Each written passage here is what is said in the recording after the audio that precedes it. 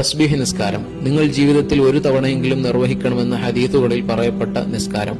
മുൻകഴിഞ്ഞുപോയ ചെറുദോഷങ്ങൾ പൊറുക്കപ്പെടാൻ അള്ളാഹു നൽകിയ പ്രത്യേക ഓഫർ പോലെയാണ് ഈ നിസ്കാരം. നിസ്കാരത്തിൽ മുഴുവൻ തസ്ബീഹ് ആയതുകൊണ്ടാണ് തസ്ബീഹ് നിസ്കാരം എന്ന പേര് പറയുന്നത്. ഓരോ റക്അത്തിലും 75 തവണ വീതം 4 റക്അത്തുകളിലായി 300 തവണയാണ് സുബ്ഹാനല്ലാഹി വൽഹംദുലില്ലാഹി വലാ ഇലാഹ ഇല്ലല്ലാഹു അല്ലാഹു അക്ബർ എന്ന തസ്ബീഹ് ചൊല്ലേണ്ടത്.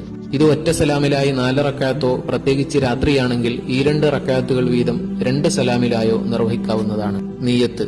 തസ്ബീഹ് നിസ്കാരം 4 റക്അത്ത് അള്ളാഹുവിനു വേണ്ടി ഞാൻ ഖിബലക്ക് മുന്നിട്ട് നിസ്കരിക്കുന്നു. സമയബന്ധിതമല്ലാത്തതുകൊണ്ട് അദാ എന്നോ ഖളാ എന്നോ പറയേണ്ടതില്ല. നിയ്യത്ത് വെക്കുക, തക്ബീർ കെട്ടുക, വജ്ഹത്തു, ഫാത്തിഹ, സൂറത്ത്, അതിനുശേഷം തസ്ബീഹ് 15 തവണ, പിന്നെ റുക്കൂയിൽ സാധാരണയുള്ള തസ്ബീഹിന് ശേഷം 10 തവണ, എഴുത്തിദാലിൽ ദിക്റിന് ശേഷം 10, സുജൂദിൽ ദിക്റിന് ശേഷം 10, ഇടയിലുള്ള ഇരുത്തത്തിൽ ദിക്റിന് ശേഷം 10, പിന്നെ സുജൂദിൽ 10. അവിടുന്ന് നേരെ ഖിയാമിലേക്ക് പോവാതെ നമ്മൾ സുജൂദിന് തക്ബീർ ചൊല്ലി ഇസ്തിറാഹത്തിന്റെ ഇരുത്തം ഇരിക്കണം. നമ്മൾ പലപ്പോഴും വിട്ടുപോകുന്ന സുന്നത്താണ്. തക്ബീർ ചൊല്ലി എണീറ്റ് ഇസ്തിറാഹത്തിന്റെ ഇരുത്തത്തിൽ 10 തവണ ദിക്ർ ചൊല്ലിയതിനു ശേഷം തക്ബീർ ചൊല്ലാതെ ഖിയാമിലേക്ക് പോവുക.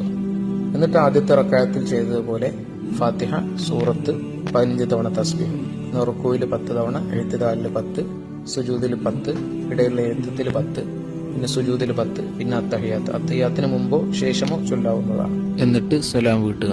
അള്ളാഹു തൗഫീഖ് ചെയ്യട്ടെ. ആമീൻ.